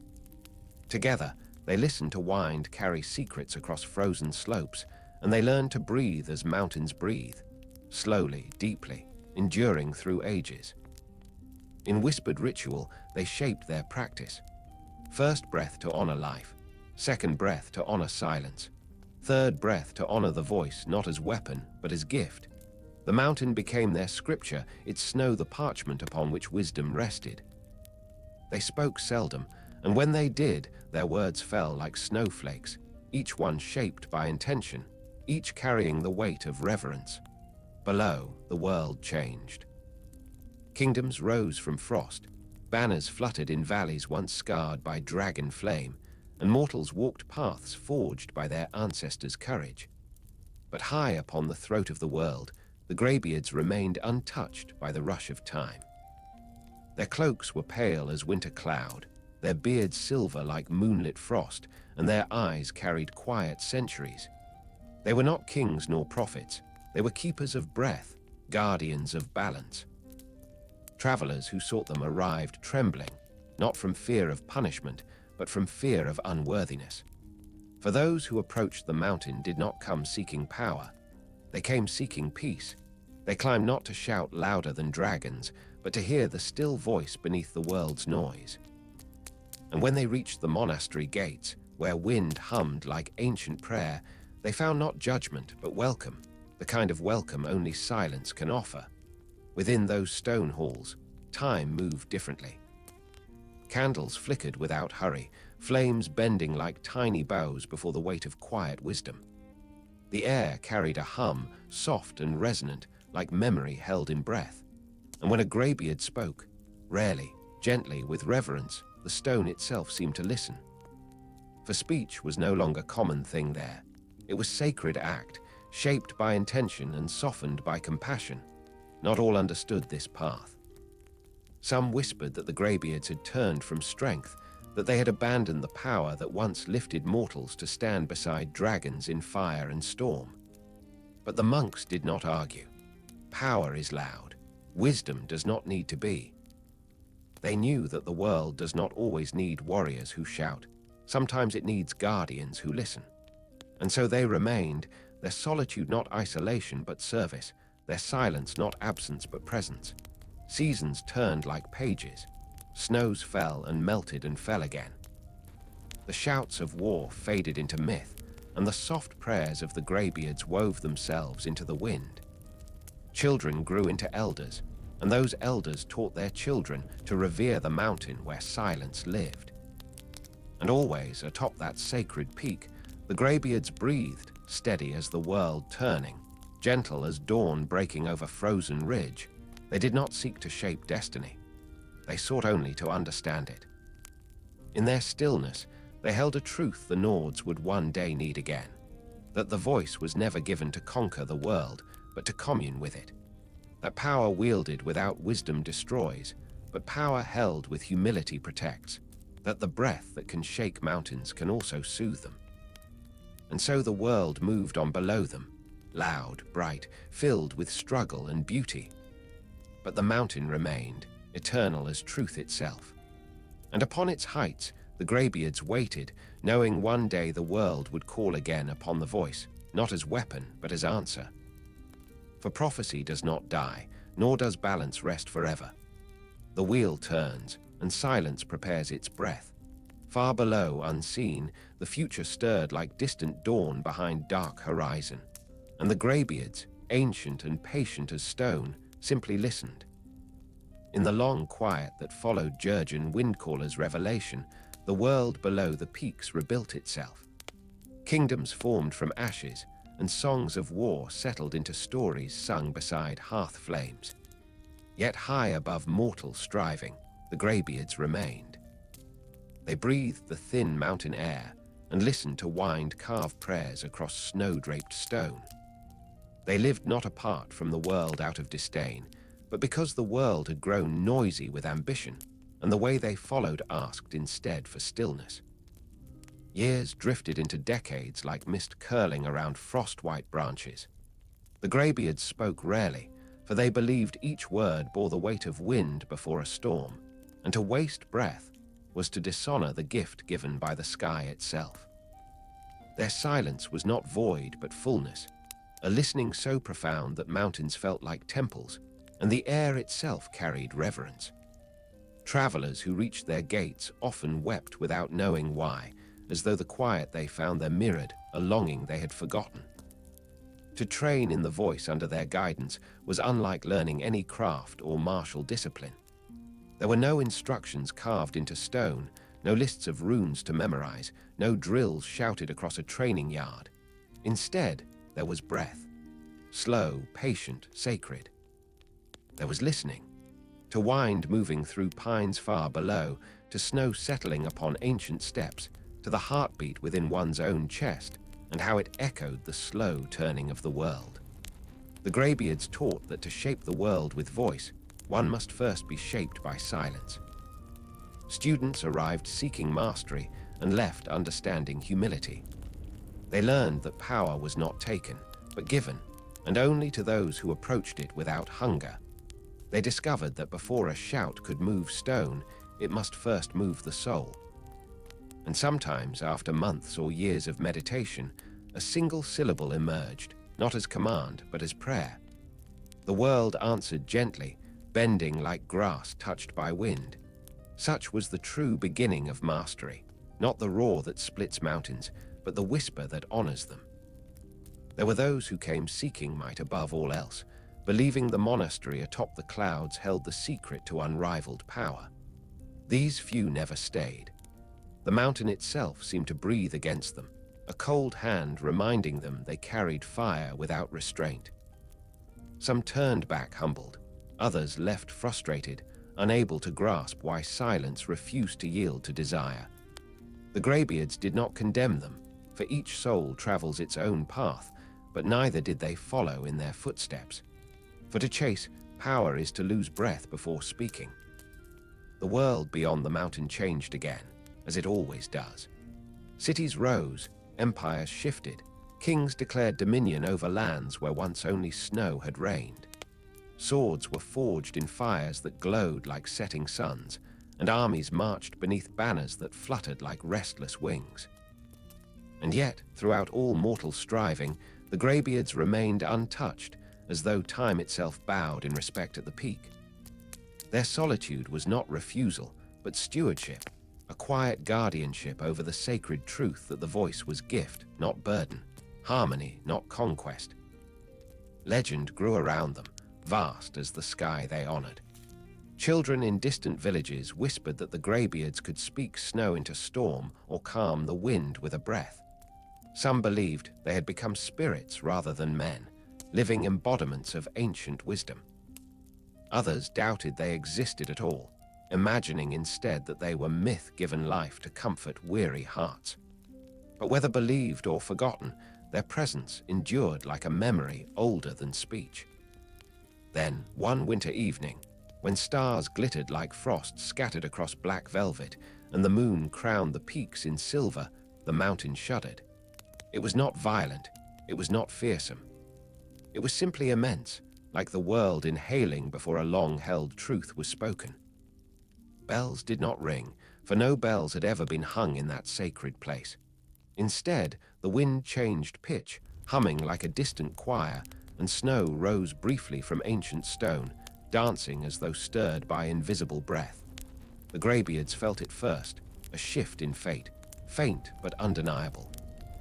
A stirring beyond their monastery walls, far below in valleys where torches glowed in evening windows. A presence awakening, not loud but luminous, as though destiny had brushed against the world. They stood not in alarm but reverence. For silence does not merely wait, it listens for the moment a new breath enters creation. That night, they did not speak. They simply breathed, deep, steady, and calm, sending a prayer into the sky for the soul that would one day climb their steps. For they knew that prophecy does not announce itself like war. It arrives gently, as snow falls or dawn warms a sleeping hill. Somewhere far from the sacred heights, a thread of fate trembled, and the world, though unaware, shifted with it. The way of the voice had been forged through sorrow and stilled through wisdom. Its keepers held no armies, no thrones, no crowns. They possessed only breath, but breath, when shaped by truth, carries the strength to meet eternity. And so they prepared, not with fear but with faith, knowing that a time would come when silence would again stand beside power, and when the world would need a voice balanced by humility. For prophecy, once whispered, does not fade. It rests like frost upon ancient stone, waiting for the warmth that will reveal its shape. And on the throat of the world, the Greybeards kept their vigil, steady as mountains, patient as dawn, breathing for all the world a quiet promise. That strength without serenity is noise, but serenity with strength becomes truth. Time, though it moves ever forward in the hearts of mortals, is not a river the gods must obey. To the stars, to the mountains, to the ancient forces that shaped the world long before men carved hearths in stone, time is a veil, thin and trembling, capable of lifting when destiny requires it. And among all creation's mysteries, none pierce that veil so deeply as the Elder Scrolls. They do not merely speak of what will be, they brush against the fabric of what is, and sometimes, when fate leans close, they allow mortals to touch the thread of becoming. For ages after the Dragon War, the scrolls remained quiet, guarded in distant monasteries and deep vaults beneath stone halls where light fell in solemn silence. Scholars feared them, priests revered them, kings coveted them. Yet none dared disturb their stillness, for history remembered the price of sight, minds unspooled like thread in winter wind, eyes dimming not from age but from truths too vast for mortal bone to hold. To gaze upon eternity was to risk dissolving into it, but prophecy never sleeps. And when the world approaches a turning point, when the breath between ages trembles with possibility, the scrolls stir. Their silent parchment seems to quiver, as though holding breath, waiting for the one who must read. So it was in the days when whispers of returning dragons drifted faintly across Skyrim's snows like embers carried on unseen wind. Nothing yet burned, nothing yet screamed, yet the world sensed a stirring beneath its surface, like a giant shifting in its dream. Far from mountain shrines and silent cloisters, in libraries forgotten by most, but cherished by those who serve memory, moth priests began to feel a weight upon their dreams. They dreamt of sky tearing like cloth, of wings blotting out dawn, of voices echoing backward through time as though the past itself called for help. They woke trembling, their fingers tracing not prayer beads but the edges of scroll cases sealed for epochs. For they knew that visions do not trouble the faithful without purpose. In temples built of quiet breath and candle glow, the priests gathered. They did not speak quickly, they never did. Speech in those halls was a sacred act, like snow choosing where to fall. They debated not whether a scroll must be read, for destiny had already made that choice, but who would bear the burden? Eyes lowered, voices hushed, they accepted a truth heavy as ancient stone. Someone would step forward, and in doing so, step beyond themselves. To read an Elder Scroll is not to turn a page, it is to turn the world. It is to stand not in a moment, but in all moments, to feel time unravel and braid itself anew. The moth priest chosen did not celebrate, nor mourn. He simply bowed his head, breath steady, knowing his sight was a temporary gift, and his mind a temporary flame. Knowledge would come, and with it darkness, a trade he accepted as though it had been written in his soul long before birth. When the scroll opened, no wind stirred, yet something greater than wind moved through the world. Candles flickered not from draught, but from awe. Stone trembled in silence. And the priest's gaze, though blind to simple things, widened as though beholding the dawn of creation and the dusk of every age yet unborn. He saw not events, but truth, a shape of fate bending towards Skyrim once more. A dragon's shadow stretched across the sky like night upon day. A mortal voice answered, not in defiance but in destiny. The priest spoke not prophecy aloud. Such words are not shaped by tongue, but by the turning of time itself. Instead, he whispered a single breath, fragile as snow settling on ancient stone. It begins. And with that breath, the world felt a subtle shift, like the first flake falling before a storm that has not yet shown its face. Those who listened deeply, monks on mountain heights, seers in forgotten shrines, spirits drifting through barrow and ruin, felt the tremor. The age was changing, not in roar, but in quiet inevitability. Elsewhere, In a place where wind clung to earth as though reluctant to depart, the world stretched thin. At the throat of the world, where time folds like cloth around ancient stone, the air hummed. A force older than the dragon priests who once knelt in terror, older even than the first mortal breath, stirred. The mountain remembered, for it had seen the dawn of voices, the rise of priest-kings, the sorrow of war, and the hush of the Greybeards' vigil. And now it felt prophecy gather once more like stormlight behind cloud. Not yet a shout, not yet a cry of battle or hope, only a whisper soft as starlight. The world turns. Below, mortals continued their lives unaware. Farmers sowed seed into thawing soil, children chased each other beneath budding birch, merchants counted coins with weary eyes. Yet something subtle brushed their hearts, a feeling they could not name. A shiver when the wind changed, a moment of stillness before dawn.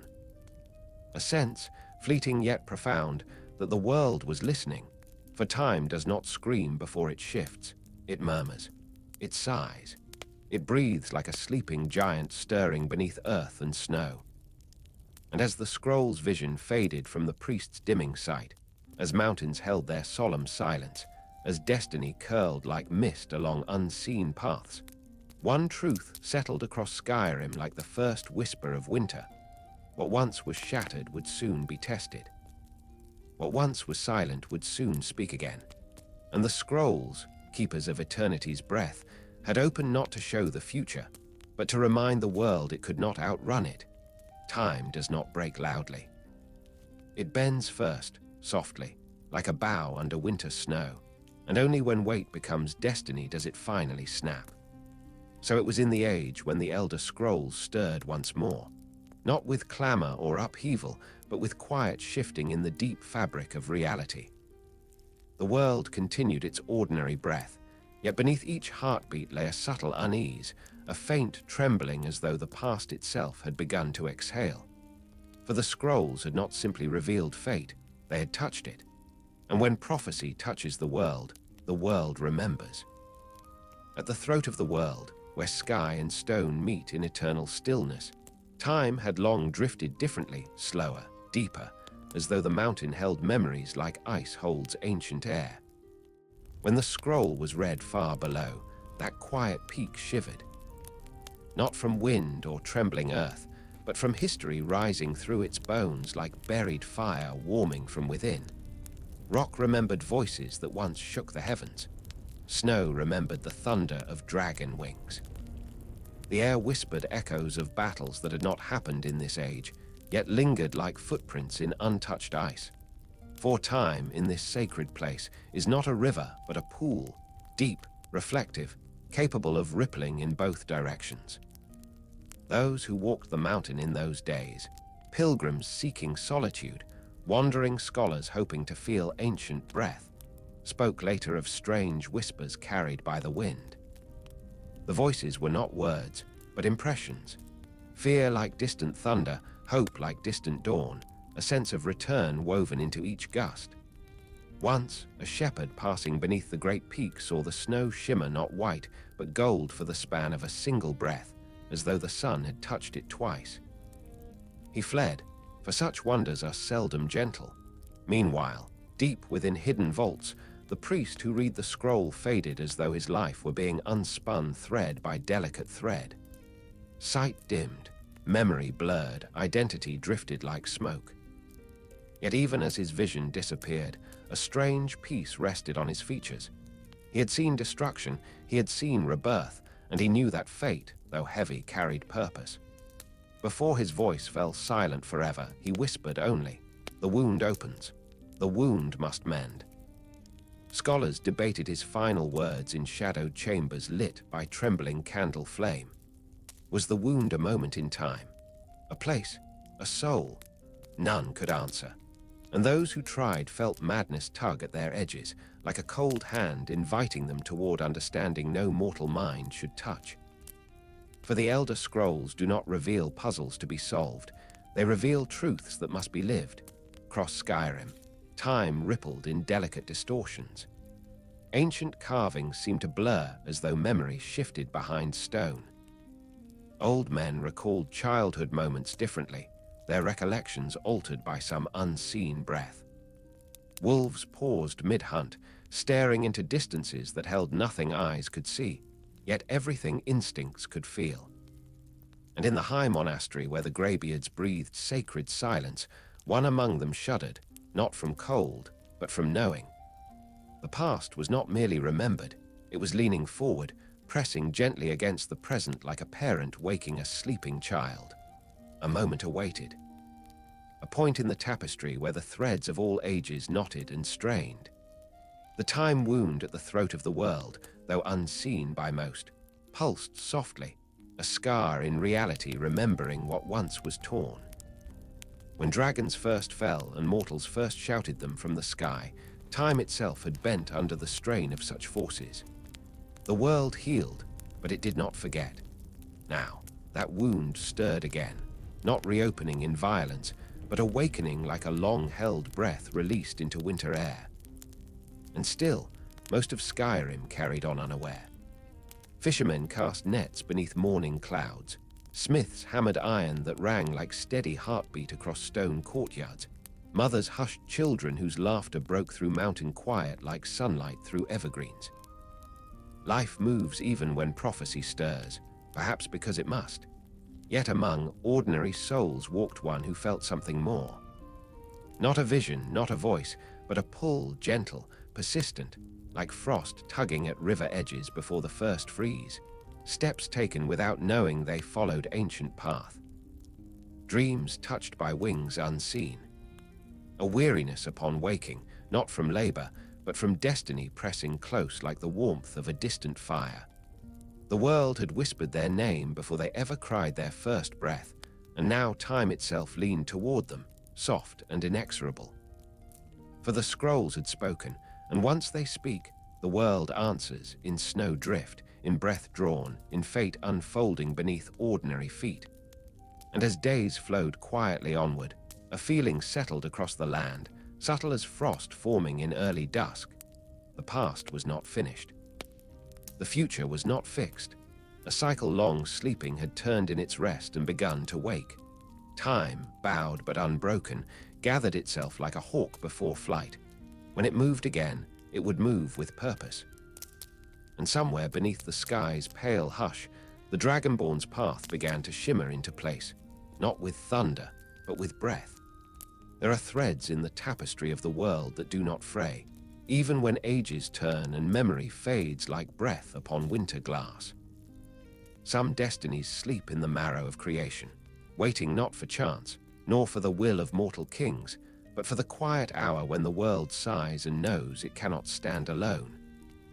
Such is the fate of the Dragonborn, not born merely to walk the earth, but to echo eternity within mortal flesh. Long before any Dragonborn drew first breath, before temples crowned mountains or shouts carved wind into blade and blessing, the world held a balance delicate as frost upon pine needles at dawn. Dragons soared above, carrying voices that shaped storms and stilled rivers. Mortals walked below, humble and unknowing, guided not by prophecy but by the raw pulse of life. And between them, time flowed quietly, certain of its rhythm. But time is not a gentle ruler. It tests, and what cannot endure must change. When dragons rose too high and mortals reached too far, the voice was shared, and with it, the burden of destiny. For the world, though vast and ancient, does not choose favorites. It seeks harmony. And where imbalance threatens that harmony, a soul is called to walk between sky and earth, between flame and breath, between what was and what must come. That soul is Dragonborn, not hero by choice nor savior by ambition. Simply chosen, not in a moment, but in the quiet before moments form. A mortal shape holding a dragon's eternity. A breath that can shake mountains, yet trembles with the tenderness of mortal doubt. For destiny does not forge champions from those without fear. It calls to those who feel its weight and still take the first step. In every age of turmoil, whispers of the Dragonborn drift through the world like faint echoes returning from distant peaks. In dreams, mothers have held infants whose cries vibrated not only through air, but through time. In lonely places where wind curls around ancient stones, travelers have paused, sensing a presence not yet arrived but already real. Even dragons, mighty and proud, have felt a stirring deep within their ancient blood, a reminder that voices are shared, that power is never solitary. To be Dragonborn is not to command, it is to answer, and the world, sensing the tremor of prophecy once more, waited. Snow rested on mountain peaks, not heavy, but poised. Rivers ran clear and cold, as though carrying reflections of futures not yet seen. In the hush between dawn and full daylight, birds stilled their song for a breath too long, as if listening for a shout not yet spoken.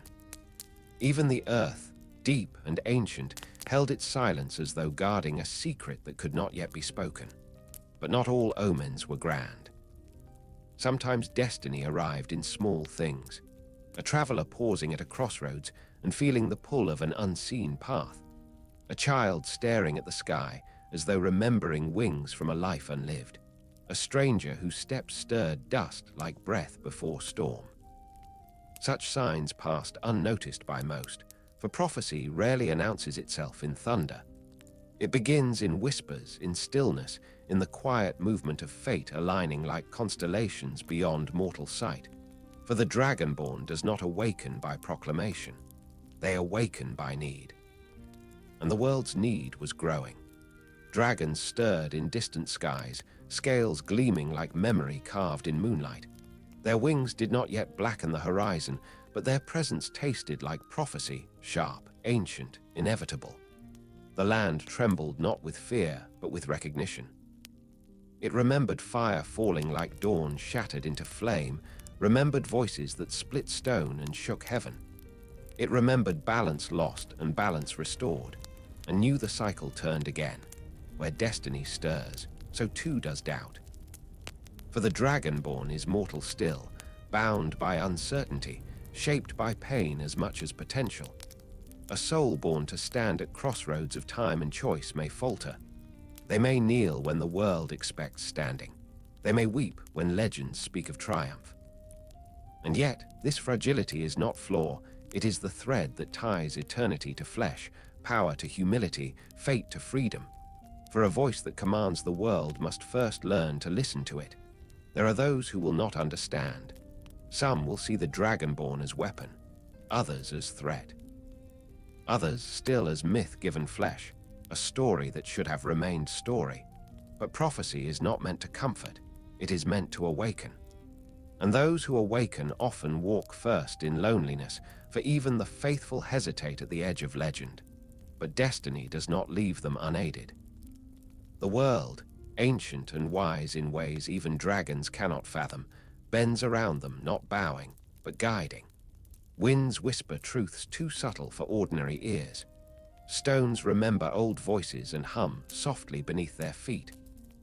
And sometimes, when doubt feels heavy as winter, a spark flickers in the soul, not yet raw, but breath warming against the cold. The Dragonborn carries not only power, but purpose, not only voice, but burden. For they stand where time loops back upon itself, where endings greet beginnings, and where silence learns to speak anew. Their path is neither chosen nor forced, it is answered, and each step they take echoes through ages, a promise reborn each time the world forgets the cost of balance. Skyrim, ancient and battered by memory, waits again. Mountains hold their vigil beneath pale sky. Temples breathe incense into cold air. Dragons turn their gaze toward distant horizons where fate approaches like slow dawn. And somewhere, quiet, unassuming, unaware of the weight the world prepares to place upon their shoulders, walks a soul in whose breath rests the turning of an age. The cycle has not yet closed. The voice has not yet risen, but destiny has taken its first breath, and the world listens. First in small moments, unnoticed by all but the wind, a footstep that seems to echo deeper than earth should allow. A gaze that lingers upon mountains not in longing, but in remembering. A simple breath held just a moment too long, as if the body recalls a power the mind has not yet awakened to. These are the first stirrings of the Dragonborn's return, quiet as snow settling upon an untouched field. They do not rise from silk sheets or golden halls. They do not bear crowns forged by mortal hands. Destiny is not so gaudy in its choosing. It moves instead through the everyday world, choosing the humble and the unseen, the wanderer whose road has been marked long before their heart ever wondered why it beats so differently beneath their ribs. For the Dragonborn wakes not because the world demands a hero, but because time demands a balance.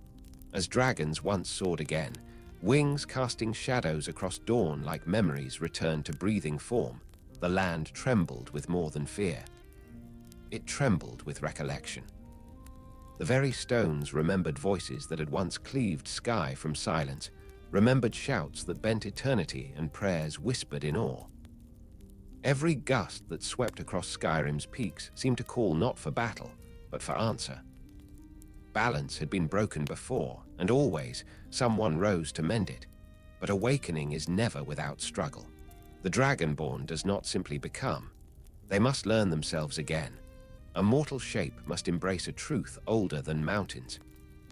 Strength must temper itself with humility, as the Greybeards once taught atop their sacred peak. For though the breath within them holds the roar of dragons, it also holds the tenderness of mortal heart. And only when these two truths walk together does destiny unfold rightly. When first the Dragonborn hears the thumb within, it does not sound like power, it sounds like memory. A distant hum, the echo of ancient language whispered not by mind, but by soul. Some flinch from it, frightened by a force that feels both foreign and familiar, like a forgotten song suddenly sung by their own breath. Others weep, not knowing why. It is not sorrow that moves them, but recognition, the soul remembering something the flesh has never lived. And then comes fear. Not fear of dragons, nor fear of prophecy, but fear of self. For to carry such power within fragile mortal form is to walk the edge of a blade honed by eternity. A single breath, misused, could harm where one wishes only to protect. A voice unmastered could break instead of heal. And so the Dragonborn must learn restraint before command, must listen to silence before shaping sound. Destiny grants power, but wisdom must earn it. This journey is not one of battles alone, it is one of self-knowing. Of standing upon cliff edge at dawn, wind cold against skin, and feeling not pride, but responsibility. Of hearing dragons' voices rumble across the sky, and understanding that destruction and divinity are often separated only by the thinnest breath. Of walking through villages whose people see only a traveler, unaware that fate has brushed past them like quiet snowfall. Yet slowly, the truth unfurls. Voices rise in ancient halls. Monks who have waited centuries feel wind shift around them like a greeting. The world begins to lean toward this mortal shape, as though gravity itself remembers their role. And dragons, ancient, proud, scarred by memory and prophecy alike, turn their gaze not with scorn now, but with recognition. For they, too, no cycles must complete. They feel the pull of time's great turning and the fear that comes not from death, but from rebirth. And somewhere, before the world is ready to understand it, the Dragonborn speaks, not a roar, not command. A single word, small, simple, yet infinite as dawn's first light. The snow beneath their feet trembles. The air shivers. The sky, vast and endless, seems to pause in listening. It is not violence, nor is it triumph. It is awakening, the world exhaling at last, as though holding its breath for generations in anticipation of this moment. For the Dragonborn is not born to conquer. They are born to remember, born to answer, born to balance the scale when it shifts too far toward shadow or flame. Their journey is not written in glory, but in breath, in quiet moments where choice weighs heavier than steel. In the knowledge that every age ends so another may rise, and someone must stand where one becomes the other, bridging worlds not by force, but by voice. As dragons circle the horizon once more and prophecy awakens like a long-sleeping giant, the Dragonborn steps forward, not armored by pride or crowned by mortal hands, but wrapped only in purpose and breath. The world around them stirs, mountains heeding, wind bending, silence waiting. The cycle turns, the echo returns, and destiny, ancient and patient, finds its home again in mortal form. The breath before the shout is taken, the world inhales, and the age prepares to exhale into legend. There are endings that come with thunder, and endings that drift like the last ember of a dying fire. And then there are endings such as this, soft as snow falling upon ancient stone, quiet as breath settling after a long and weary journey. Skyrim does not roar as prophecy settles, it exhales. Mountains wrapped in twilight seem to bow beneath the weight of remembrance. Forests stand still as though listening to the world recall itself. And the sky, vast and pale, carries silence gentle enough to hold memory without breaking it. For the tale of voices and dragons is not only flame and fury, reverence and rebellion. It is breath, the first a child takes and the last an elder releases. It is wind whispering through pine, and cold night pressing against warm hearth walls. It is the rise and fall of ages, bound not by chains of iron, but threads of purpose woven through time. And in these threads, the Dragonborn walks not as conqueror nor as savior alone, but as witness to what has been, and to what must always return. History remembers battles, yet it rarely remembers the quiet after. But the quiet is where truth lives. High upon the throat of the world, where sky touches eternity, snow settles in unbroken sheets, soft as a prayer left unanswered yet still felt. The stones hum faintly, as though centuries of voices linger in their marrow. Here, wind does not merely blow, it speaks. In gentle gusts, in hollow cries, in the soft sigh of air drifting through ancient carvings, it carries memory, and memory breathes. Far beneath these heights, in valleys where rivers carve paths like silver threads through earth, life stirs with the rhythm of seasons. Children laugh among frost-tipped grasses, unaware of how close darkness once stood to their fragile world. Farmers rise before dawn, shoulders steady beneath the weight of quiet duty. Their fields stretch like canvas awaiting spring's soft touch, and their hearts beat steady as the slow turning of years. They do not speak of dragons, they speak of weather, of harvest, of the warmth of shared bread and fire. Yet in their peace lies the echo of ancient struggle, for peace is always purchased, though not always remembered. In lonely barrows under restless stars, bones rest in cold earth, wrapped not in sorrow but in stillness. Warriors who once lifted steel beneath skies split by wings now sleep without burden. Their names fade from mortal tongues, yet their spirit lingers, not as ghosts, but as breaths woven into the air, traces of courage carried by the wind that rustles through stone cairns. Time honors those who stood not for glory, but for balance. And so the world holds them gently, like snow cupped in mountain hollows, untouched by sun. Even dragons, those eternal children of sky and flame, do not vanish from this quiet. Some fly still, distant silhouettes against pale morning, their wings stirring the cold like echoes of forgotten thunder. They no longer rule, yet neither are they lost. They exist in a space between myth and sky, watching with eyes ancient as stars. And sometimes, on nights when the moon hangs low like a pearl upon silk and silence wraps the world in silver, a single roar rolls across the mountains, not in rage, but in remembrance. A sound not of war, but of existence. The Greybeards remain in their solitude, cloaked in white like spirits carved from winter itself. Their breaths rise in gentle clouds, their voices dormant except in prayer or teaching. They watch the world not as judges, but as guardians of stillness. They know that in every age, there must be one who listens deeper than others, who learns that strength resides not only in voice, but in the silence before it. They wait, not for battle, but for understanding, for wisdom ripens slowly, as snow shapes mountains grain by grain. And somewhere, footsteps wander through snow as soft as dreams.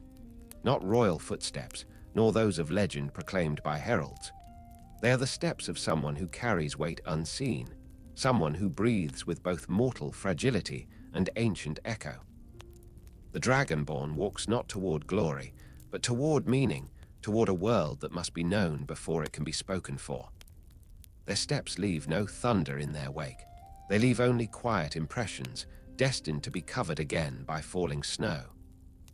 Yet each step is a thread drawn through time, binding past a future with gentle steadiness.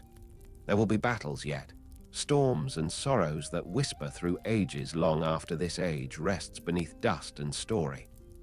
Prophecy never finishes, it merely pauses to breathe. Somewhere beyond sight, new dawns gather strength, and new shadows prepare to stretch across frost and flame alike. But for now, peace rests its hand upon the land like soft wool upon weary shoulders. And peace, in this fleeting, precious moment, is enough. For worlds do not endure only through heroes. They endure through rest, through the quiet between heartbeats where memory settles and breath steadies, through the hush of winter fields waiting for spring's first thaw, through firelight dancing on worn timber as voices speak softly of nothing and everything, through the human truths that outlive prophecy, love, hearth, hunger, hope. Night deepens across the holds of Skyrim. Stars shimmer like old souls watching from eternity's quiet shore. And the world sleeps, wrapped not in fear nor in fire, but in calm, the kind of calm earned only by those who have walked through storm and learned that silence, too, is sacred. Dreams drift slow as snowflakes. Winds murmur soft as lullabies. And the voice, once weapon, once prayer, rests. When dawn comes, golden and new, it will find a world not unscarred, but enduring. And somewhere, breath will stir not in urgency, but in readiness, for destiny never ends. It only waits, patient as mountains beneath the sky. Sleep now, Skyrim. Your stories breathe on. Your echoes linger like morning frost. And in the hush between stars and snow, history rests its weary head until the world calls again. And the voice rises once more like dawn over ancient stone. Some souls were born not to roar with dragons, but to listen and breathe ancient power into quiet mortal hearts. Where snow kissed the roof of the world, destiny stirred like a waking flame, teaching time itself that men may rise where only gods once stood.